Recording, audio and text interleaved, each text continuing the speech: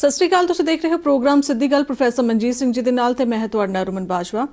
ਦਰਸ਼ਕੋ, ਇਸ ਪ੍ਰੋਗਰਾਮ ਰਾਹੀਂ ਤੁਹਾਨੂੰ ਦੇਸ਼ ਦੁਨੀਆ ਵਿੱਚ ਵਾਪਰੀ ਹਰ ਖਬਰ ਦੀ ਵਿਸਥਾਰਪੂਰਵਕ ਜਾਣਕਾਰੀ ਮਿਲਦੀ ਹੈ ਤੇ ਇਹਨਾਂ ਖਬਰਾਂ ਤੇ ਵਿਸਥਾਰਪੂਰਵਕ ਜਾਣਕਾਰੀ ਲਈ ਮੇਰੇ ਨਾਲ ਪ੍ਰੋਫੈਸਰ ਮਨਜੀਤ ਸਿੰਘ ਜੀ ਜੁੜ ਚੁੱਕੇ ਨੇ ਤੇ ਪ੍ਰੋਗਰਾਮ ਦੀ ਸ਼ੁਰੂਆਤ ਤੋਂ ਪਹਿਲਾਂ ਉਹਨਾਂ ਦਾ ਨਿੱਘਾ ਸਵਾਗਤ ਕਰਾਂਗੇ। ਸਤਿ ਸ਼੍ਰੀ ਅਕਾਲ ਪ੍ਰੋਫੈਸਰ ਸਾਹਿਬ, ਬਹੁਤ-ਬਹੁਤ ਸਵਾਗਤ ਹੈ। ਬਹੁਤ-ਬਹੁਤ ਧੰਨਵਾਦ ਜੀ। ਪ੍ਰੋਫੈਸਰ ਸਾਹਿਬ, ਕੱਲ ਪ੍ਰਧਾਨ ਮੰਤਰੀ ਮੋਦੀ ਨੇ ਸੰਸਦ ਵਿੱਚ ਖੇਤੀ ਕਾਨੂੰਨਾਂ ਦੀ ਵਕਾਲਤ ਕੀਤੀ। ਉਹਨਾਂ ਕਿਹਾ ਕਿ ਖੇਤੀ ਕਾਨੂੰਨ ਬੰਦੇਜ਼ ਨਹੀਂ ਬਲਕਿ ਬਦਲ ਨੇ।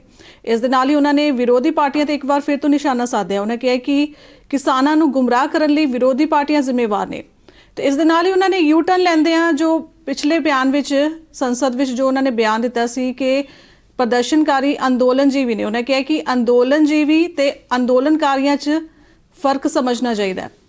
ਤੇ ਪੀਐਮ ਮੋਦੀ ਦੇ ਬਿਆਨ ਤੋਂ ਬਾਅਦ ਜਦੋਂ ਸੰਸਦ ਵਿੱਚ ਬਿਆਨ ਦੇ ਰਹੇ ਸੀ ਤਾਂ ਵਿਰੋਧੀ ਧਿਰ ਵਾਕਆਊਟ ਕਰ ਗਏ।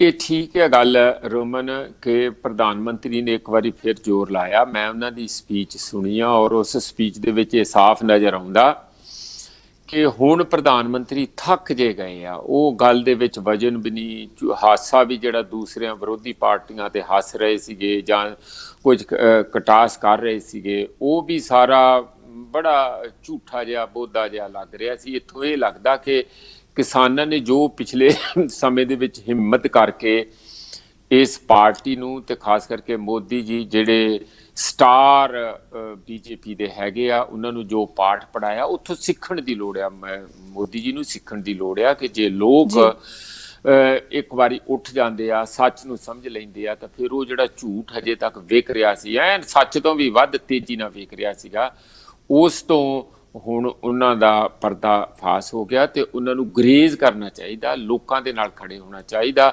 ਉਹ ਜਿਹੜੀਆਂ ਉਂਝ ਚਲਾਕੀਆਂ ਵਾਲੀ ਰਾਜਨੀਤੀ ਜਾਂ ਵੱਡੇ ਵੱਡੇ ਗਪੌੜ ਛੱਡ ਕੇ ਲੋਕਾਂ ਦਾ ਬੇਵਕੂਫ ਬਣਾਉਣ ਦੀ, ਕਿਉਂਕਿ ਲੋਕ ਭਰੋਸਾ ਕਰਦੇ ਆ ਤੇ ਕੋਈ ਵੀ ਜਿਸ ਤਰ੍ਹਾਂ ਸਾਧੂ ਸੰਤ ਹੁੰਦਾ ਆ ਜਾਂ ਕੋਈ ਮਹਾਂਪੁਰਸ਼ ਹੁੰਦਾ, ਜੋ ਵੀ ਕਹੀ ਜਾਣਗੇ ਲੋਕ ਸੱਤ ਬਚਨ ਕਹਿ ਕੇ ਮੰਨਦੇ ਆ। ਪਰ ਜੇ ਪਤਾ ਲੱਗ ਜੇ ਕਿ ਇਹ ਸਾਧੂ ਸੰਤ ਚ ਸੰਨਿਆਸੀ ਅਸਲ ਵਿੱਚ ਠੱਗ ਆ ਤੇ ਚੋਰ ਆ, ਫਿਰ ਉਹ ਉਨਾ ਹੀ ਉਹਨਾਂ ਦਾ ਗੁੱਸਾ ਵੀ ਜ਼ਿਆਦਾ ਹੁੰਦਾ ਕਿ ਇਹਨਾਂ ਨੇ ਸਾਰੀ ਸੰਨਿਆਸੀ ਤੇ ਜਿਹੜੀ ਸਾਧੂ ਜਮਾਤ ਹੈ ਉਹਨੂੰ ਬਦਨਾਮ ਕਰਤਾ। ਪ੍ਰਧਾਨ ਮੰਤਰੀ ਦਾ ਵੀ ਇਸੇ ਤਰ੍ਹਾਂ ਹੀ ਹੈਗਾ।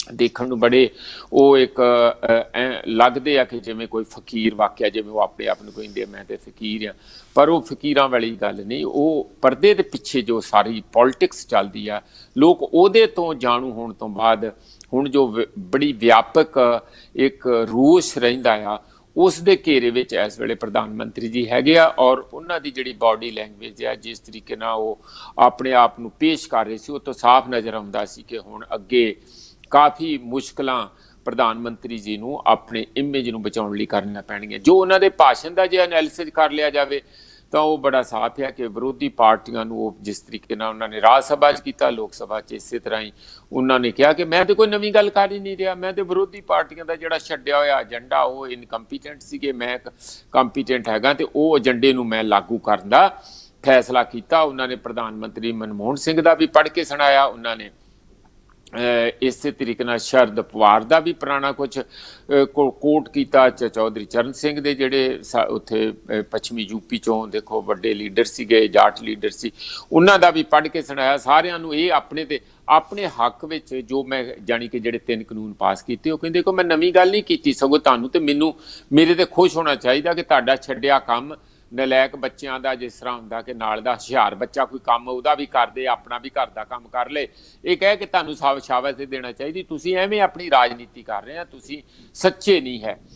ਕਿਸੇ ਹੱਦ ਤੱਕ ਪ੍ਰਧਾਨ ਮੰਤਰੀ ਦਾ ਕਾਂਗਰਸ ਦਾ ਇਸ ਕਿਸਮ ਦਾ ਕ੍ਰਿਟਿਸਿਜ਼ਮ ਮੈਨੂੰ ਲੱਗਦਾ ਉਹ ਠੀਕ ਵੀ ਹੈਗਾ, ਕਿਉਂਕਿ ਇਹ 'ਚ ਕੋਈ ਸ਼ੱਕ ਨਹੀਂ ਹੈ ਕਿ ਕਾਂਗਰਸ ਇਹੋ ਜਿਹੀ ਸੋ ਕਾਲਡ ਸੁਧਾਰ ਕਿਸੇ ਵੀ ਦਬਾਅ ਥੱਲੇ ਕਹੋ ਜਾਂ ਆਪਣੀ ਸੋਚ ਦੇ ਜਾਂ ਆਪਣੀ ਲੀਡਰਸ਼ਿਪ ਦੇ ਦਿਮਾਗ ਥੱਲੇ ਦੀ ਉਪਜ ਕਹੋ, ਉਹ ਕਾਫੀ ਕੁਝ ਕਰ ਰਹੇ ਸੀਗੇ। ਅਨਲਾਈਕ ਨਹਿਰੂ ਜੋ ਇਹਨਾਂ ਦੇ ਫਾਊਂਡਰ ਪ੍ਰਧਾਨ ਮੰਤਰੀ ਸੀਗੇ, ਉਹਨਾਂ ਨੇ ਦੇਖੋ ਕਿੱਡਾ ਵੱਡਾ ਦੇਸ਼ ਦੇ ਵਿੱਚ ਪਬਲਿਕ ਸੈਕਟਰ ਕੀਤਾ। ਕਈ ਵਾਰੀ ਅੱਧੋਂ ਵੱਧ GDP ਜਿਹੜੀ ਸਾਡੀ ਆ ਜਾਣੀ ਧਨ ਦੌਲਤ ਦੇਸ਼ ਅੰਦਰ ਪੈਦਾ ਹੁੰਦੀ ਸੀ, ਉਹਦੀ ਕੰਟਰੀਬਿਊਸ਼ਨ ਇਸ ਪਬਲਿਕ ਸੈਕਟਰ ਦੀ ਹੁੰਦੀ ਸੀ। ਤੇ ਇਸ ਵੇਲੇ ਉਸ ਨੂੰ ਕੌਡੀਆਂ ਦੇ ਭਾਅ ਵੇਚਣਾ ਸ਼ੁਰੂ ਕੀਤਾ। ਜਾਣੀ ਜਿਵੇਂ ਹੁੰਦਾ ਨਾ ਮਾੜੀ ਔਲਾਦ ਹੋਵੇ ਤੇ ਉਹ ਪਿਓ ਦੀ ਸਾਰੀ ਜਾਇਦਾਦ ਫਿਰ ਕੌਡੀਆਂ ਦੇ ਭਾਅ ਵੇਚ ਕੇ ਖਾ ਪੀ ਕੇ ਗਾਂਹ ਜਾਂਦੇ ਆ, ਉਹੋ ਜਿਹਾ ਕੰਮ ਹੋਣ ਵਾਲੀ ਸਾਡੀ ਸਰਕਾਰਾਂ ਦਾ ਹੋ ਰਿਹਾ। ਮੈਂ ਇਸ ਕਰਕੇ ਕੰਪੈਰੀਜ਼ਨ ਕਰ ਰਿਹਾ ਕਿ ਜਿਹੜੀ ਕਾਂਗਰਸ ਕਿਸੇ ਵੇਲੇ ਆਜ਼ਾਦ ਆਜ਼ਾਦੀ ਤੋਂ ਬਾਅਦ ਤੁਰੰਤ ਵਾਲੀ ਕਾਂਗਰਸ ਸੀ, ਉਹ ਹੁਣ ਵਾਲੀ ਕਾਂਗਰਸ ਨਹੀਂ। ਉਹ ਸਾਰੇ ਆਪਣੇ ਵਾਅਦੇ, ਆਪਣੇ ਦੇਸ਼ ਦੀ ਸੇਵਾ ਕਰਨ ਦੇ ਔਰ ਦੇਸ਼ ਦੇ ਵਿੱਚ ਵੈਲਫੇਅਰ ਸਿਸਟਮ ਨੂੰ ਮਜ਼ਬੂਤ ਕਰਨ ਦੇ, ਗਰੀਬ ਨੂੰ ਦੇਖਣ ਦੇ, ਦਲਿਤ ਨੂੰ ਦੇਖਣ ਦੇ, ਔਰਤ ਦੀ ਰੱਖਿਆ ਕਰਨ ਦੇ, ਇਹ ਜਾਣੀ ਔਰਤ ਨੂੰ ਮਜ਼ਬੂਤ ਕਰਨ ਦੇ, ਰੱਖਿਆ ਦੇ ਇੱਕ ਗਲਤ ਸ਼ਬਦ ਹੈਗਾ, ਉਸ ਨੂੰ ਸਸ਼ਕਤ ਕਰਨ ਦੇ ਜਿਹੜੇ ਜਿੰਨੇ ਵਾਅਦੇ ਸੀਗੇ ਉਹ ਹੁਣ ਸਾਨੂੰ ਦਿਖਦੇ ਨਹੀਂ ਹੈਗੇ, ਉਹਦੇ ਤੋਂ ਦੂਰ ਹਟਦੇ ਜਾਂਦੇ ਆ। ਮਾਰਕੀਟ ਦਾ ਮੰਤਰ ਜਾਣੀ ਮੰਡੀ ਹੋਊਗੀ ਤੇ ਉਹਦੇ ਨਾਲ ਹੀ ਸਾਰੇ ਮਸਲੇ ਹੱਲ ਹੋ ਜਾਣਗੇ। ਮੰਡੀ ਨੂੰ ਹਰ ਇੱਕ ਜਗ੍ਹਾ, ਉਹਨੂੰ ਘਰ 'ਚ ਵੀ ਵੜਤਾ, ਸਾਡੇ ਆਪਸੀ ਪਰਿਵਾਰਕ ਰਿਸ਼ਤਿਆਂ 'ਚ ਵੀ ਮੰਡੀ ਨੂੰ ਵਾੜ ਦਿੱਤਾ ਕਿ ਜਿਹਦੇ ਕੋਲ ਵੱਡੀ ਕਾਰ ਉਨਾ ਹੀ ਉਹ ਸਿਆਣਾ, ਉਨਾ ਹੀ ਉਹਦੀ ਇੱਜ਼ਤ ਜ਼ਿਆਦਾ, ਉਨਾ ਹੀ ਉਹਨੂੰ ਪਿਆਰ ਮਿਲੂਗਾ, ਜਿਹਦੇ ਕੋਲ ਘਰ ਛੋਟਾ ਉਹ ਕਾਹਦਾ ਬੰਦਾ। ਇਸ ਕਿਸਮ ਦੇ ਜਿਹੜੇ ਸਾਡੇ ਰਿਸ਼ਤਿਆਂ 'ਚ ਵੀ ਜ਼ਹਿਰ ਘੋਲ ਦਿੱਤੀ ਹੈ। ਮੰਡੀ ਦਾ ਮੰਤਰ, ਮੰਡੀ ਦੀ ਪੂਜਾ ਜਿਹੜੀ ਦਿਨ ਰਾਤ ਲੋਕ ਕਰਦੇ ਆ, ਉਹ ਆ। ਤੇ ਬੀਜੇਪੀ ਦਾ ਪ੍ਰਧਾਨ ਮੰਤਰੀ ਦਾ ਇਹ ਕਹਿਣਾ ਕਾਂਗਰਸ ਨੂੰ ਉਹ ਕਿਸੇ ਹੱਦ ਤੱਕ ਠੀਕ ਹੈ, ਪਰ ਜੀ ਪ੍ਰੋਫੈਸਰ ਸਾਹਿਬ ਅਗਰ ਇੱਥੇ ਗੱਲ ਜ਼ਿਕਰ ਖਾਸ ਹੈ ਕਿ ਜਿਵੇਂ ਕਿ ਸਰਕਾਰ ਹਰ ਮੀਟਿੰਗ 'ਚ ਆਪਣੀ ਗੱਲ ਤੇ ਅੜੀ ਰਹੀ ਹੈ ਕਿ ਖੇਤੀ ਕਾਨੂੰਨ ਬਿਲਕੁਲ ਸਹੀ ਨੇ, ਪਰ ਕਿਸਾਨਾਂ ਦਾ ਕਹਿਣਾ ਹੈ ਕਿ ਇਹ ਜੋ ਕਾਨੂੰਨ ਨੇ ਉਹਨਾਂ ਦੇ ਉਲਟ ਨੇ। ਤੇ ਪੀਐਮ ਮੋਦੀ ਨੇ ਵੀ ਕੱਲ ਕਿਹਾ ਹੈ ਕਿ ਅਗਰ ਖੇਤੀ ਕਾਨੂੰਨਾਂ ਵਿੱਚ ਕੋਈ ਖਾਮੀ ਨਜ਼ਰ ਆਉਂਦੀ ਹੈ ਤਾਂ ਇਸ ਵਿੱਚ ਉਹ ਸੁਧਾਰ ਕਰਨ ਲਈ ਤਿਆਰ ਨੇ, ਪਰ ਗੱਲ ਤੇ ਉੱਥੇ ਅੜੀ ਹੋਈ ਹੈ। ਉਹ ਕੋਈ ਐਵੇਂ ਗੱਲਾਂ ਬਾਤਾਂ ਹੈਗੀਆਂ, ਤਿੰਨੇ ਕਾਨੂੰਨ ਜਿਹੜੇ ਆ ਉਹ ਕਹਿ ਰਹੇ, ਉਹ ਕਹਿੰਦੇ ਇਹ ਨਹੀਂ ਹੁਣ ਹਟਣੇ ਆ। ਉਹ ਤੇ ਉਹੀ ਗੱਲ ਜੋ ਰਾਜ ਸਭਾ 'ਚ ਕਹੀ, ਉਹੀ ਲੋਕ ਸਭਾ 'ਚ ਆ ਵੀ ਕਾਨੂੰਨ ਤੇ ਠੀਕ ਆ। ਔਰ ਉਹਨਾਂ ਨੇ ਹੋਰ ਗੱਲਾਂ ਕਹੀਆਂ, ਕਹਿੰਦੇ ਜਿਹੜੇ ਇਹ ਗੱਲ ਕਹਿ ਰਹੇ ਕਿ ਅਸੀਂ ਕਿਹੜੇ ਮੰਗੇ ਆ, ਤੁਸੀਂ ਸਾਡੇ ਤੇ ਕਾਨੂੰਨ ਲਾਗੂ ਕਰਦੇ ਹੋ। ਉਹ ਕਹਿੰਦੇ ਨਾ ਨਾ ਨਾ ਨਾ ਨਾ, ਤੁਸੀਂ ਸਾਨੂੰ ਚੁਣ ਲਿਆ, ਹੁਣ ਤੁਸੀਂ ਸਾਨੂੰ ਭੁਗਤੋ। ਜਦੋਂ ਚੁਣ ਕੇ ਸਾਨੂੰ ਇੱਥੇ ਲੈ ਆਂਦਾ, ਹੁਣ ਤੁਸੀਂ ਭੁਗਤੋ। ਤੁਸੀਂ ਆਪਣੇ ਹੱਥ ਵੱਢ ਕੇ ਸਾਨੂੰ ਦੇਤੇ, ਜਿਵੇਂ ਪਾਵਰ ਆਫ ਅਟਾਰਨੀ ਹੁੰਦੀ ਹੈ ਕਿ ਹੁਣ ਤੁਸੀਂ, ਅਸੀਂ ਤੁਹਾਡਾ ਫੈਸਲਾ ਕਰਾਂਗੇ ਕਿ ਤੁਹਾਡੇ ਲਈ ਚੰਗਾ ਕੀ ਆ, ਤੁਸੀਂ ਆਪਣਾ ਫੈਸਲਾ ਆਪ ਨਹੀਂ ਕਰ ਸਕਦੇ। ਇਹ ਭਾਸ਼ਾ ਸੀ ਉਹਨਾਂ ਦੀ ਕਿ ਅਸੀਂ ਬਹੁਤ ਸਾਰੇ ਸੁਧਾਰ ਹੋਰ ਕੀਤੇ ਜੀ, ਜਿਵੇਂ 3 ਤਲਾਕ ਵਾਲਾ ਕੋਈ ਨਹੀਂ ਸੀ ਕਰਦਾ, ਹੋਰ ਨਹੀਂ ਸੀ ਕਰਦਾ, ਕਿੰਨੀਆਂ ਕੋਈ ਰਿਕਸ਼ਾ ਪੁੱਲਰ ਦੀਆਂ ਵੀ ਗੱਲਾਂ ਕਰ ਲਈਆਂ, ਆਟੋ ਰਿਕਸ਼ਾ ਦੀਆਂ, ਪਤਾ ਨਹੀਂ ਕਿਹੜੀਆਂ ਕਿਹੜੀਆਂ ਗੱਲਾਂ, ਉੱਥੇ ਕਈ ਕਿਸਮ ਦੀਆਂ ਇਹੋ ਜਿਹੀਆਂ ਗੱਲਾਂ, ਜਾਣੀ ਇਸ ਕਿਸਮ ਦੀਆਂ ਕਿ ਬਿਨਾਂ ਲੋਕਾਂ ਨੂੰ ਪੁੱਛਿਆ ਅਸੀਂ ਆਹ ਸੁਧਾਰ ਕਰਤਾ, ਆਹ ਲੋਕਾਂ ਦੇ ਘਰ ਪੈਸੇ ਭੇਜਤੇ, ਇੰਨੇ ਅਸੀਂ ਉਹਨਾਂ ਦੇ ਜਨ ਧਨ ਅਕਾਊਂਟ ਖੋਲ੍ਹਤੇ, ਘਰੋਂ ਘਰ ਗੈਸ ਦਾ ਸਿਲੰਡਰ ਭੇਜ ਦਿੱਤਾ। ਇਹ ਅਸੀਂ ਕਿਤੇ ਪੁੱਛ ਕੇ ਕੀਤਾ, ਨਾ ਸਾਡੇ ਤੋਂ ਮੰਗਿਆ, ਇਹ ਸਾਡਾ ਫਰਜ਼ ਆ। ਉਹ ਕਹਿੰਦੇ ਕਿ ਇਹ ਜਿਹੜਾ ਤਿੰਨੇ ਕਾਨੂੰਨ ਆ ਇਹ ਸਾਡਾ ਧਰਮ ਆ, ਰਾਜ ਧਰਮ ਆ। ਜਾਣੀ ਤੁਹਾਨੂੰ ਖਦੇੜਨਾ ਧਰਤੀ ਤੋਂ, ਜਿੱਥੇ ਤੁਹਾਡੀ ਜੱਦੀ ਪੁਸ਼ਤੀ ਜ਼ਮੀਨਾਂ ਆ, ਜਿੱਥੇ ਤੁਹਾਡੀ ਆਇਡੈਂਟੀਟੀ ਆ, ਜਿੱਥੇ ਤੁਹਾਡਾ ਪੂਰਾ ਕੁਛ ਸਟੇਕਸ ਤੇ ਲੱਗਾ ਹੁੰਦਾ, ਉਹਦੇ ਤੋਂ ਖਦੇੜਨਾ, ਉਹਦੇ ਤੋਂ ਹਟਾਉਣਾ, ਉਹਨੂੰ ਮਾਰਕੀਟ ਫੋਰਸਿਸ ਰਾਹੀਂ। ਸਿੱਧਾ ਕਾਨੂੰਨ 'ਚ ਨਹੀਂ ਲਿਖਦੇ ਹੁੰਦੇ, ਕਹਿੰਦੇ ਕਿੱਥੇ ਲਿਖਿਆ ਕਾਨੂੰਨ ਤੇ, ਦੱਸੋ ਸਾਨੂੰ। ਦਿਸਣਾ ਕੀ ਆ, ਪਤਾ ਹੁੰਦਾ ਕਿ ਇਹ ਕਾਨੂੰਨ ਨੂੰ ਲਾਗੂ ਕਰੋਗੇ ਉਹਦੇ ਰਿਜ਼ਲਟ ਆ ਨਿਕਲਣਗੇ। ਸਿੱਧਾ ਥੋੜੀ ਲਿਖਿਆ ਹੁੰਦਾ ਆ ਕੋਈ ਕਿ ਅਸੀਂ ਤੁਹਾਡੀਆਂ ਜ਼ਮੀਨਾਂ ਹੜੱਪਣ ਲੱਗੇ ਆ। ਉਹ ਜਦੋਂ ਇੱਕ ਮੈਕੈਨਿਜ਼ਮ ਬਣ ਜਾਊਗਾ, ਮੰਡੀ ਆਪਣੇ ਆਪ ਹੀ ਇਸ ਤਰੀਕੇ ਨਾਲ ਆਪਰੇਟ ਕਰੂਗੀ ਕਿ ਬਹੁਤ ਸਾਰੇ ਜੇ ਲੋਕ ਜਿਹੜੇ ਆ ਉਹ ਧੱਕੇ ਜਾਣਗੇ ਜ਼ਮੀਨਾਂ ਤੋਂ ਬਾਹਰ। ਉਹ ਜਾਣਾ ਕਿੱਥੇ, ਉਹਨਾਂ ਲਈ ਕੋਈ ਹੋਰ ਜਗ੍ਹਾ ਨਹੀਂ, ਢੋਈ ਨਹੀਂ ਹੋਊਗੀ। ਉਹ ਲੋਕ ਤੇ ਸਮਝ ਗਏ ਆ ਪ੍ਰਧਾਨ ਮੰਤਰੀ, ਕਿਉਂਕਿ ਉਹਨਾਂ ਨੇ ਪੂਜਾ ਗਾਂ ਕਰਨੀ ਹੁੰਦੀ ਆ, ਕਾਰਪੋਰੇਟਾਂ ਦੀ ਪੂਜਾ ਕਰਨੀ ਆ, ਵਰਲਡ ਬੈਂਕ, IMF ਤੇ WTO ਦੀ। ਉਧਰ ਨੂੰ ਜਾ ਕੇ ਘੰਟੀ ਉਹਨਾਂ ਦੇ ਮੰਦਰਾਂ 'ਚ ਵਜਾਉਂਦੇ ਆ ਤੇ ਲੋਕਾਂ ਨੂੰ ਪਿੱਠ ਕਰਕੇ ਬੈਠ ਗਏ ਆ। ਇਸ ਕਰਕੇ ਉਹਨਾਂ ਨੂੰ ਨਾ ਦਿਖਦਾ ਨਾ ਸੁਣਦਾ, ਉਹੋ ਹੀ ਰੱਟ ਉਹਨਾਂ ਨੇ ਲਾਈ ਕਿ ਤਿੰਨੇ ਕਾਨੂੰਨ ਆਉਣਗੇ ਤੇ ਮੈਂ ਉਹਨਾਂ ਲਈ ਬਜ਼ੇਦ ਹੈਗਾ, ਉਹ ਤੇ ਲਿਆਉਣੇ ਹੀ ਲਿਆਉਣੇ ਆ, ਉਹ ਤੁਸੀਂ ਭੁੱਲ ਜਾਓ। ਹੁਣ ਉਹਨਾਂ ਨੇ ਫਿਰ ਇੱਕ ਗੱਲ ਨੂੰ ਦੁਹਰਾਇਆ, ਇਸੇ ਗੱਲ ਨੂੰ, ਔਰ ਨਾਲ ਹੀ ਇਹ ਕਿਹਾ ਕਿ ਹਾਂ ਤੁਹਾਡੇ ਵਾਲੀ ਗੱਲ ਠੀਕ ਹੈ ਕਿ ਜੇ ਥੋੜੀ ਬਹੁਤ ਕੋਈ 19-21 ਹੈਗੀ ਆ ਤਾਂ ਉਹ ਤੁਹਾਡੀ ਅਸੀਂ ਗੱਲ ਸੁਣ ਲਵਾਂਗੇ। ਇਹ ਗੱਲ ਤਾਂ ਸ਼ੁਰੂ ਤੋਂ ਕਹਿ ਰਹੇ ਆ, ਪਹਿਲੇ ਦਿਨ ਤੋਂ ਗੱਲ ਕਹਿ ਰਹੇ ਆ, ਕੋਈ ਨਵੀਂ ਗੱਲ ਨਹੀਂ ਹੈਗੀ। ਨਾਲ ਹੀ ਉਹਨਾਂ ਨੇ ਜਿਸ ਕਿਸਮ ਦਾ ਇਹ ਕਿਹਾ ਕਿ ਹੁਣ ਆਉਣ ਵਾਲੇ ਸਮੇਂ ਦੇ ਵਿੱਚ ਜੇ ਕੋਈ ਗੱਲਬਾਤ ਨਹੀਂ ਹੁੰਦੀ ਤੇ ਸਾਡੇ ਜਿਹੜੇ ਕਹਿੰਦੇ ਸੀ ਇੱਕ ਫੋਨ ਦੂਰੀ ਤੱਕ ਮੈਂ ਹੈਗਾ, ਫੋਨ ਪਤਾ ਨਹੀਂ ਕਿਹੜਾ ਹੈ, ਪਤਾ ਨਹੀਂ, ਕਦੀ ਫੋਨ ਨੰਬਰ ਤੇ ਸਾਡੇ ਕੋਲ ਤੇ ਹੈ ਨਹੀਂ ਕਿ ਜਿਹੜਾ ਇੱਕ ਫੋਨ ਦੀ ਦੂਰੀ ਤੇ ਅਸੀਂ ਵੀ ਕਰਕੇ ਦੇਖ ਲਈਏ ਕਿ ਆਉਣ ਵਾਲੇ ਸਮੇਂ 'ਚ ਕਿਸਾਨਾਂ ਦੀ ਵਾਰਤਾਲਾਪ 'ਚ ਕੀ ਕੁਝ ਹੋਣਾ ਚਾਹੀਦਾ। ਇਹੋ ਜਿਹੀ ਕੋਈ ਗੱਲ ਨਹੀਂ ਹੈਗੀ। ਪਰ ਜਿਹੜੀ ਬੇਸ਼ਰਮੀ ਦੇ ਨਾਲ ਜਿਹੜੀ ਉਹਨਾਂ ਨੇ ਗੱਲ ਦੁਬਾਰਾ ਦੁਹਰਾਈ ਕੱਲ, ਉਹ ਜਿਹੜੇ ਅੰਦੋਲਨਕਾਰੀ ਤੇ ਅੰਦੋਲਨ ਜੀਵੀ, ਜਾਣੀ ਉਹ ਇੱਕ ਅਤੀ, ਜਾਣੀ ਮੈਨੂੰ ਲੱਗਦਾ ਕਿ ਇੱਕ ਅਨਲਾਈਕ ਇਹ ਪ੍ਰਾਈਮ ਮਿਨਿਸਟਰ, ਪ੍ਰਧਾਨ ਮੰਤਰੀ ਨੂੰ ਇਹੋ ਜਿਹੇ ਸ਼ਬਦ ਜਾਂ ਇਸ ਕਿਸਮ ਦੀਆਂ ਗੱਲਾਂ ਨਹੀਂ ਕਰਨੀਆਂ ਚਾਹੀਦੀਆਂ। ਉਹਨਾਂ ਦੇ ਰੁਤਬੇ ਤੇ ਇਹ ਮੁਤਾਬਕ ਨਹੀਂ ਹੈ। ਉਹਨਾਂ ਦਾ ਜਿਹੜਾ ਇਮੇਜ ਹੈ ਲੋਕਾਂ ਦੀਆਂ ਅੱਖਾਂ 'ਚ ਡਿੱਗਦਾ। ਫਾਰ ਇੰਸਟੈਂਸ ਹੁਣ ਕਿਸਾਨਾਂ ਨੂੰ ਤੇ ਕਹਿਤਾ ਉਹਨਾਂ ਦਾ ਕੋਈ ਕਸੂਰ ਨਹੀਂ ਹੈ ਜੀ, ਜਿਵੇਂ ਉਹ ਬੇਵਕੂਫ ਹੋਣ, ਉਹਨਾਂ ਨੂੰ ਸਮਝ ਵੀ ਨਹੀਂ ਪੈ ਰਹੀ, ਉਹਨਾਂ ਨੂੰ ਕਾਨੂੰਨਾਂ ਦੀ ਵੀ ਨਹੀਂ ਸਮਝ ਪੈ ਰਹੀ। ਸਰਕਾਰ ਉਹਨਾਂ ਦਾ ਭਲਾ ਕਰਨਾ ਚਾਹੁੰਦੀ ਆ, ਉਹ ਆ ਕੇ ਇੱਥੇ ਸੜਕਾਂ 'ਤੇ ਬਹਿ ਗਏ ਆ। ਉਹ ਸਾਨੂੰ ਫਿਰ ਵੀ ਪਿਆਰੇ ਆ। ਜੇ ਪਿਆਰੇ ਆ, ਉਹਨਾਂ ਦੇ ਇੰਟਰਨੈਟ ਕਿਉਂ ਬੰਦ ਕਰਦੇ ਆ? ਤੁਸੀਂ ਉਹਨਾਂ ਦੀਆਂ ਟਾਇਲਟ ਚੁੱਕੀਆਂ, ਤੁਸੀਂ ਉਹਨਾਂ ਦੀ ਬਿਜਲੀ ਬੰਦ ਕੀਤੀ, ਤੁਸੀਂ ਉਹਨਾਂ ਦੇ ਉੱਥੇ ਹਰ ਕਿਸਮ ਦੀਆਂ ਹੋਰ ਵੀ ਜਿਹੜੀਆਂ ਸੇਵਾਵਾਂ ਸੀ ਉਹ ਤੇ ਬੰਦ ਕਰਨ ਤੋਂ ਬਾਅਦ ਨਾਲੇ ਪੁਲਿਸ ਚੜਾਈ ਉਹਨਾਂ ਦੇ ਉੱਤੇ, ਉਹ ਤੇ ਲਾਸਟ ਮੂਮੈਂਟ ਤੇ ਉਹਦਨ ਟਿਕਾਇਆ ਤੇ ਪੈਰ ਜਮਾ ਕੇ ਬੈਠ ਗਏ, ਨਹੀਂ ਤੇ ਇਹਨਾਂ ਦੇ ਖਦੇੜਨ ਦਾ ਫੈਸਲਾ ਕਰ ਲਿਆ। ਗੁੰਡੇ ਲਿਆ ਕੇ ਸਟੇਜਾਂ ਤੜਵਾਈਆਂ ਉੱਥੇ ਕਿਸਾਨਾਂ ਦੀਆਂ, ਤੇ ਆਪਣੇ ਉਹ ਸਾਫ਼ ਉਹਨਾਂ ਚੋਂ ਬਹੁਤ ਸਾਰੀਆਂ ਬੰਦਿਆਂ ਦਾ ਨੋਨ ਪਤਾ ਚਿਹਰਾ ਕਿ ਉਹ ਬੀਜੇਪੀ ਦੇ ਸੀ, RSS ਦੇ, ਜੋ ਇਹਨਾਂ ਨੇ ਜਵਾਹਰ ਲਾਲ ਨਹਿਰੂ ਯੂਨੀਵਰਸਿਟੀ 'ਚ ਗੁੰਡੇ ਭੇਜ ਕੇ ਅੰਦਰ ਲੋਕਾਂ ਦੇ ਬੱਚਿਆਂ ਦੇ ਉੱਤੇ ਹੋਸਟਲਾਂ ਤੇ ਹਮਲੇ ਕਰਾਏ ਸੀ। ਬਿਲਕੁਲ ਉਸੇ ਰੂਪ ਦੇ ਵਿੱਚ ਇਹਨਾਂ ਕੋਲ ਹੈਗੀ ਇਹੋ ਜਿਹੀ ਇੱਕ ਅੱਧੀ ਸੈਨਾ ਜਿਹੜੀ ਗੁੰਡਿਆਂ ਦੀ, ਉਹ ਕਿਉਂਕਿ ਸਰਕਾਰਾਂ ਕੋਲ ਵੈਸੇ ਹੀ ਗੁੰਡੇ ਚਲੇ ਹੀ ਜਾਂਦੇ ਹੁੰਦੇ ਜਿਹੜੀ ਵੀ ਰੂਲਿੰਗ ਸਰਕਾਰ ਹੋਵੇ, ਪਰ ਇਹਨਾਂ ਕੋਲ ਥੋੜ੍ਹਾ ਜਿਹਾ ਐਕਸਟਰਾ ਐਜ ਹੈਗਾ। ਉਹਦੇ ਨਾਲ ਇਹਨਾਂ ਨੇ ਕੀਤਾ। ਹੁਣ ਵੀ ਜਿਸ ਤਰ੍ਹਾਂ ਘੇਰਾਬੰਦੀ ਕੀਤੀ ਆ, ਇਹ ਤੁਸੀਂ ਕਿਸਾਨ ਵੀਰਾਂ ਦੀ ਇੱਜ਼ਤ ਕਰਦੇ? ਨਹੀਂ ਨਹੀਂ ਜੀ, ਅਸੀਂ ਤਾਂ ਇੱਜ਼ਤ ਕਰਦੇ। ਉਹ ਤੇ ਸਾਡੇ ਦੇਸ਼ ਦੇ ਬਹੁਤ ਹੀ ਜਾਣੀ ਹੇਤੂ ਲੋਕ ਹੈਗੇ ਆ, ਅਸੀਂ ਉਹਨਾਂ ਨੂੰ ਨਮਨ ਕਰਦੇ ਹਾਂ। ਇਹੋ ਜਿਹੀਆਂ ਗੱਲਾਂ ਜਿਹੜੀਆਂ ਨਾ ਮਿੱਠੀਆਂ ਮਿੱਠੀਆਂ ਫੌਕਸੀ ਜਿਹਨੂੰ ਕਹਿੰਦੇ ਆ, ਲੂੰਬੜੀਆਂ ਵਾਲੀਆਂ ਗੱਲਾਂ ਕਰਨ ਦਾ ਕੋਈ ਫਾਇਦਾ ਨਹੀਂ ਹੈਗਾ।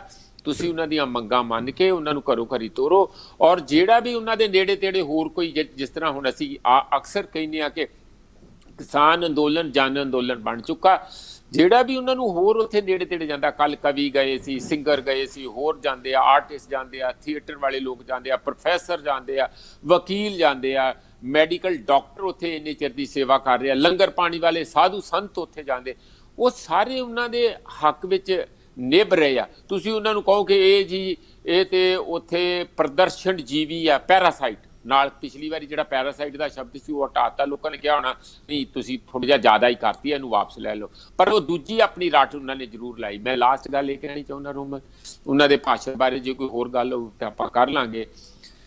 ਜੇ ਪ੍ਰਦਰਸ਼ਨ ਜੀਵੀ ਹੈਗੇ ਆ ਜਿਹੜੇ ਕਿ ਜਗ੍ਹਾ ਜਗ੍ਹਾ ਪ੍ਰਦਰਸ਼ਨ ਕਰਦੇ, ਲੋਕਾਂ ਦੇ ਹੱਕ 'ਚ ਖੜੇ ਹੁੰਦੇ ਆ, ਲੋਕਾਂ ਦੀ ਉਸ ਢੰਗ ਨਾਲ ਆਪਣੀ ਆਵਾਜ਼ ਉਹਨਾਂ ਦੇ ਨਾਲ ਕਰਕੇ ਉਹਨਾਂ ਦੀ ਆਵਾਜ਼ ਦੀ ਹੋਰ ਸੁਰ ਤਿੱਖੀ ਕਰਦੇ ਆ, ਦੂਰ ਤੱਕ ਪਹੁੰਚਾਉਂਦੇ ਆ, ਤਾਂ ਪ੍ਰਧਾਨ ਮੰਤਰੀ ਆਪਣੇ ਆਪ ਨੂੰ ਵੀ ਸ਼ੀਸ਼ੇ ਦੇ ਸਾਹਮਣੇ ਖੜੇ ਹੋ ਕੇ ਦੇਖ ਲੈਣ ਕਿ ਉਹ ਕੀ ਕਰਦੇ ਆ, ਉਹ ਕੀ ਚਾਹੁੰਦੇ ਆ।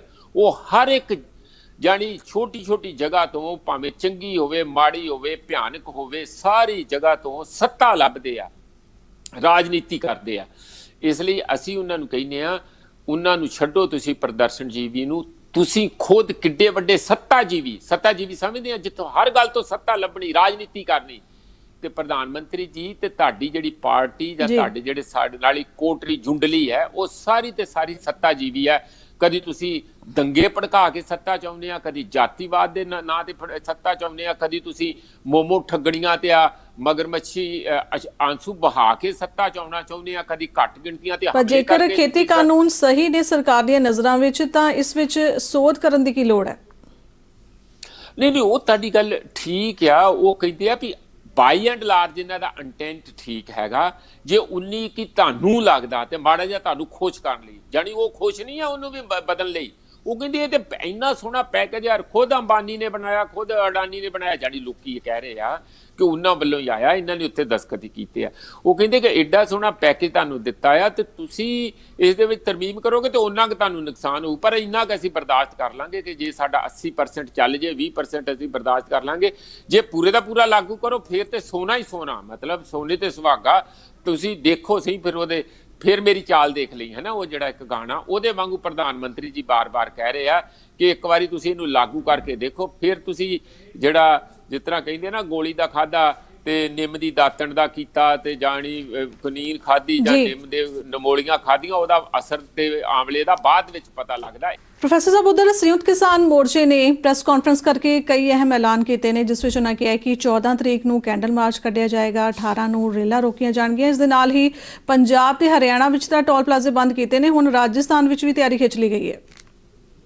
ਕਰਨਾ ਹੀ ਚਾਹੀਦਾ, ਕਿਉਂ ਨਹੀਂ ਕਰਨਾ ਚਾਹੀਦਾ? ਭਲਕ ਤੋਂ ਹੀ ਸ਼ੁਰੂ ਹੋ ਜਾਣਾ। ਦੇਖੋ ਤੁਸੀਂ ਅਗਲਾ ਜਿਹੜਾ ਪ੍ਰੋਗਰਾਮ ਆ 12 ਤਰੀਕ ਨੂੰ ਰਾਜਸਥਾਨ 'ਚ ਟੋਲ ਪਲਾਜ਼ੇ ਬੰਦ ਕਰਨੇ, ਪੰਜਾਬ ਹਰਿਆਣੇ 'ਚ ਬੰਦ ਆ। ਲੋਕਾਂ ਨੂੰ ਮੌਜਾਂ ਕਰਨੀਆਂ ਚਾਹੀਦੀਆਂ, ਸੜਕਾਂ ਬਣਾਉਣਾ ਸਰਕਾਰ ਦਾ ਕੰਮ ਹੈ, ਬਣਾਈ ਜਾਣ, ਅਸੀਂ ਉਹਦੇ ਤੇ ਗੱਡੀਆਂ ਚਲਾਵਾਂਗੇ। ਗੱਡੀਆਂ ਖਰੀਦ ਕੇ ਅਸੀਂ ਬਥੇਰਾ ਟੈਕਸ ਦਿੰਦੇ ਆ, ਅਸੀਂ ਪੈਟਰੋਲ ਇੰਨਾ ਮਹਿੰਗਾ ਡੀਜ਼ਲ ਵਿੱਚ ਪਾਉਂਦੇ, ਹੁਣ ਸਾਨੂੰ ਚਲਾਉਣ ਲਈ ਸੜਕ ਵੀ ਨਹੀਂ ਦੇਣੀ ਸਰਕਾਰ ਨੇ। ਫਿਰ ਕਾਹਦੀ ਸਰਕਾਰ ਹੈ? ਆਪਣੀ ਸੜਕ ਪੁੱਟ ਕੇ ਲੈ ਜਾਣਾ, ਅਸੀਂ ਕੱਚੇ ਤੇ ਚਲਾ ਲਾਂਗੇ। ਐਵੇਂ ਗੱਲਾਂ ਤੁਸੀਂ ਜਗ੍ਹਾ ਜਗ੍ਹਾ ਜਾਣੀ ਲੁੱਟਣ ਦੇ ਸਾਧਨ ਬਣਾ ਲਿਓ। ਬੰਦ ਹੋ ਗਏ, ਚੰਗਾ ਗੱਲ ਹੋਇਆ, ਪਰ ਮੈਨੂੰ ਇਹ ਡਰ ਆ ਕਿ ਇਹਨਾਂ ਨੇ ਲੋਕਾਂ ਦੀ ਜੇਬ ਚੋਂ ਉਨੇ ਕੁ ਪੈਸੇ ਕੱਢਣੇ ਜ਼ਰੂਰ, 104 ਪੈਸੇ ਵੱਧ ਹੀ ਕੱਢਣਗੇ।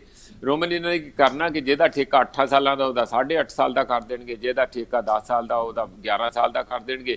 ਜਾਣੀ ਦੂਜੇ ਪਾਸਿਓਂ ਖਾ ਜਾਣਗੇ। ਇਹ ਪੈਸਾ ਥੋੜੀ ਛੱਡ ਦਿੰਦੇ, ਨਾ ਠੇਕੇਦਾਰ ਛੱਡਣ ਨਾ ਸਰਕਾਰ ਛੱਡੇ। ਪਰ ਇੱਕ ਵਾਰੀ ਤਾਂ ਮੌਜਾਂ ਆਲੀ ਅਲੀ ਕਰਦੀ ਗੱਡੀ ਜਦੋਂ ਸ਼ੂ ਕਰਦੀ ਲੰਘੂਗੀ, ਪਤਾ ਲੱਗ ਜਾਂਦਾ ਕਿ ਲੋਕ ਸਰਕਾਰ, ਕਿਸਾਨ ਸੱਤਾ ਕੀ ਹੁੰਦੀ ਹੈ। ਇਹ ਜਿਹੜੇ ਸੱਤਾ ਜੀਵੀ ਹੈ, ਜਦੋਂ ਇਹਨਾਂ ਕੋਲ ਸੱਤਾ ਖੁੱਸਦੀ ਆ ਫਿਰ ਇਹਨਾਂ ਦੇ ਮੂੰਹ ਚੋਂ ਗੱਲ ਵੀ ਪੂਰੀ ਨਹੀਂ ਨਿਕਲਦੀ। ਪ੍ਰਧਾਨ ਮੰਤਰੀ ਵੀ ਕੱਲ ਫੰਬਲ ਕਰ ਰਹੇ ਸੀਗੇ, ਕਈ ਸ਼ਬਦ ਤੇ ਅੱਧੇ ਹੀ ਮੂੰਹ ਚੋਂ ਨਿਕਲਦੇ। ਪਤਾ ਲੱਗਦਾ ਨਾ ਕਿ ਉੱਤੇ ਸਿਰ ਤੇ ਬੋਝ ਕਿੰਨਾ ਪਿਆ। ਇਸ ਲਈ ਜਿਹੜੀ ਇਹ ਕਿਸਾਨਾਂ ਨੇ ਕੀਤੀ ਆ ਉਹ ਦੱਸਣ ਲਈ ਕੀਤੀ ਹੈ ਕਿ ਪ੍ਰਧਾਨ ਮੰਤਰੀ ਜੀ ਜੇ ਤੁਸੀਂ ਆਪਣੀ ਬੀਨ ਵਜਾਉਣੋਂ ਨਹੀਂ ਹਟਦੇ ਤੇ ਫਿਰ ਅਸੀਂ ਆਪਣੀ ਪੈਰਲਲ ਇੱਕ ਵੱਡੇ ਕੀ ਕਹਿੰਦੇ ਆ ਭੋਪੂ ਵਜਾਵਾਂਗੇ, ਜਿਹੜਾ ਵੱਡਾ ਧੂਤਾ ਵਜਾਵਾਂਗੇ ਜਿੱਥੇ ਤੁਹਾਡੀ ਬੀਨ ਦੀ ਆਵਾਜ਼ ਛੁਪ ਜੂਗੀ, ਉਹਦਾ ਪਤਾ ਹੀ ਨਹੀਂ ਲੱਗੂਗਾ। ਐਡਾ ਇਹੋ ਜਿਹੇ ਬੈਂਡ ਬਾਜੇ ਵਜਾਵਾਂਗੇ ਅਸੀਂ। ਉਹ ਉਹਨਾਂ ਨੇ ਆਪਣੇ 12 ਤਰੀਕ ਨੂੰ ਬੰਦ ਕਰ ਦੇਣੇ ਆ। ਜਿਹੜੇ ਇੱਥੇ ਜਿਹੜੇ ਟੋਲ ਪਲਾਜ਼ੇ ਰਾਜਸਥਾਨ 'ਚ ਤੀਜੀ ਸਟੇਟ ਹੋਊਗੀ, ਮੇਰਾ ਖਿਆਲ ਯੂਪੀ 'ਚ ਵੀ ਹੌਲੀ ਹੌਲੀ ਇਹ ਗੱਲ ਜਾਊਗੀ। ਉੱਥੇ ਵੀ ਲੋਕ ਤਿੱਖੇ ਆ, ਬਾਰ-ਬਾਰ ਵੱਡੇ ਪੱਧਰ ਦੇ ਉੱਤੇ ਪ੍ਰਦਰਸ਼ਨ ਹੋ ਰਹੇ ਆ ਉੱਥੇ ਵੀ। ਨਾਲ ਹੀ ਉਹਨਾਂ ਨੇ 14 ਤਰੀਕ ਨੂੰ ਜਿਹੜੇ ਪੁਲਵਾਮਾ ਦੇ ਵਿੱਚ ਸ਼ਹੀਦ ਹੋਏ ਕਿ ਇਕੱਲੇ ਆਪਣਾ ਦੇਸ਼ ਭਗਤੀ ਦਾ ਸਾਰਾ ਏਜੰਡਾ ਆਪਣੇ ਕੋਲ ਨਾ ਲੈ ਜਾਣ। ਉਹ ਕਿਸਾਨਾਂ ਦੇ ਬੱਚੇ ਮਰੇ ਆ ਉੱਥੇ, ਇਹਨਾਂ ਦਾ ਕੀ, ਇਹਨਾਂ ਤੇ ਇਨਕੁਆਇਰੀ ਵੀ ਨਹੀਂ ਕਰਾਈ। 40 ਬੰਦੇ ਸ਼ਹੀਦ ਹੋਏ ਆ ਉੱਥੇ। ਤੇ ਇਸ ਕਰਕੇ ਉਹ ਕੈਂਡਲ ਦਾ ਜਗਾ ਕੇ ਉਹਨਾਂ ਨੂੰ ਸ਼ਰਧਾਂਜਲੀਆਂ ਪੁਲਵਾਮਾ ਦੇ ਸ਼ਹੀਦਾਂ ਨੂੰ ਦਿੱਤੀਆਂ ਜਾਣਗੀਆਂ ਤਾਂ ਕਿ ਪਤਾ ਲੱਗੇ ਕਿ ਇਹ ਕਿਸਾਨ ਜਿਹੜੇ ਆ ਇਹ ਲਾਲ ਕਿਲੇ ਵੱਲ ਜਾ ਕੇ ਉਹਨਾਂ ਨੂੰ ਤੁਸੀਂ ਬਦਨਾਮ ਨਾ ਕਰੋ। ਇਹ ਅਸਲ ਮਾਨਿਆਂ ਦੇ ਵਿੱਚ ਸੱਚੇ ਦਿਲੋਂ ਦੇਸ਼ ਭਗਤ ਆ ਤੇ ਉਹ ਦੇਸ਼ ਭਗਤੀ ਲਈ ਕੁਰਬਾਨੀਆਂ ਕਰਕੇ ਦੇਸ਼ ਭਗਤ ਆਪਣੇ ਆਪ ਨੂੰ ਕਹਾਉਂਦੇ ਆ।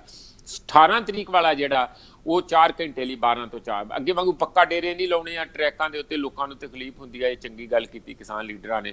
ਹਾਲਾਂਕਿ ਲੋਕਾਂ ਨੇ ਤਕਲੀਫਾਂ ਜਿਹੜੀਆਂ ਉਹ ਸਿਰੇ ਮੱਥੇ ਝੱਲੀਆਂ ਵੀ ਪਹਿਲਾਂ ਵੀ, ਉਹ ਪਹਿਲਾਂ ਕਰੋਨਾ ਕਰਕੇ ਝੱਲੀਆਂ, ਫਿਰ ਕਿਸਾਨਾਂ ਕਰਕੇ ਜੋ ਵੀ ਉਹਨਾਂ ਨੇ ਥੋੜੀ ਦੇਰ ਕੀਤਾ ਸੀ। ਪਰ ਹੁਣ ਸਿਰਫ ਰੇਲ 4 ਘੰਟੇ ਆ। ਅਗਲੀ ਗੱਲ ਤੁਸੀਂ ਰੋਮਨ ਜੀ ਨਹੀਂ ਜੇ ਮੰਨੇ ਨਾ ਪ੍ਰਧਾਨ ਮੰਤਰੀ, ਫਿਰ ਤੁਸੀਂ ਦੇਖੋ ਜਹਾਜ਼ਾਂ ਨਾਲ ਲੋਕਾਂ ਨੇ ਲਟਕ ਜਾਣਾ, ਉੱਡਣ ਹੀ ਨਹੀਂ ਦੇਣੇ, ਇੰਨਾ ਭਾਰ ਪਾ ਦੇਣਾ। ਤੇ ਫਿਰ ਇਹ ਜਹਾਜ਼ ਦੇ 에ਅਰਪੋਰਟ ਵੀ ਬੰਦ ਹੋਣਗੇ ਕੁਝ ਘੰਟਿਆਂ ਲਈ। ਇਹ ਕੰਮ ਚੱਲੂਗਾ ਤੇ ਦੇਖੋ ਆਗੇ ਕਿਉਂਕਿ ਕਿਸਾਨਾਂ ਨੇ ਦਿਖਾ ਦਿੱਤਾ ਕਿ ਜੇਕਰ ਅਸੀਂ ਸੱਤਾ ਵਿੱਚ ਭੇਜ ਸਕਦੇ ਹਾਂ ਤਾਂ ਸੱਤਾ ਖੋ ਵੀ ਸਕਦੇ ਹਾਂ। ਨਹੀਂ, ਸੱਤਾ ਤੇ ਹੁੰਦੀ ਲੋਕਾਂ ਕੋਲ ਆ। ਇਹਨਾਂ ਨੂੰ ਭੁਲੇਖਾ ਲੱਗ ਗਿਆ, ਮੋਦੀ ਜੀ ਨੂੰ ਲੱਗ ਗਿਆ ਕਿ ਸ਼ਾਇਦ ਉਹਨਾਂ ਦੇ ਜੇਬ ਦੇ ਵਿੱਚ ਚਾਬੀਆਂ, ਜੇਬ ਦੇ ਵਿੱਚ ਤੇ ਮੋਰੀ ਹੋ ਗਈ ਆ, ਚਾਬੀਆਂ ਡਿੱਗ ਪਈਆਂ, ਲੋਕਾਂ ਨੇ ਚੁੱਕ ਲਈਆਂ। ਕਿਸਾਨਾਂ ਦੇ ਕੋਲ ਆ ਚਾਬੀਆਂ ਇਸ ਵੇਲੇ। ਇੱਥੇ ਕੋਈ ਗੱਲ ਕਰਕੇ ਕਿਸਾਨਾਂ ਦੇ ਵਿਰੁੱਧ ਦੱਸਣ ਪ੍ਰਧਾਨ ਮੰਤਰੀ। ਕਿਉਂ ਕਹਿੰਦੇ ਆ ਕਿ ਜਿਹੜੇ प्रदर्शनकारी है, जो किसान हैं वो तो अच्छे हैं, वो तो शरीफ हैं। कुछ लोग उनको खराब करते हैं। आप भी खराब कर लो, तुसी बथेरा खज्जल खराब किया, तुसी बेवकूफ बथेरा बनाया। हुण जे लोग असलीयत जान गए तो वो तुहानूं खराब करते लगते। भाषा का सारा गेड़ आ। उन्होंने लगता कि जे असीं लख वारी कोई झूठ बोल दांगे सोशल मीडिया राहीं, अपने गोदी मीडिया राहीं, तो लोग उही सच मान लैणगे। इंज नहीं हुंदा। लोकां दा जदों ढिड च अग लगदी, भुख लगदी आ, निआणे भुखे मरदे आ, तां आपे सारी अकल भी नालों नाल आ जांदी आ कि असलीयत की आ। मोदी जी नूं इस गल दा पता लग गया, तां कल रोक रोक के झूठा जिहा हस के अपना बयान सारा उत्थे स्पीच दे रहे सी। हाँ जी रोम जी प्रोफैसर साहब, 26 तरीक की रैली विच जो नौजवान नवीस सिंह शहीद हो गया सी, उसकी मौत की जांच नूं लैके हुण उसके परिवार ने हाई कोर्ट दा रुख कीता। ये असल च मैं उस भोग दे उत्ते उत्थे गया सी, आप गया सीगा रामपुर वाल, ते उन्हां दा उदण भी दादा जी ने भी जां होरनां ने भी, ईवन सुखपाल सिंह खैरा ने भी ये मांग की सी।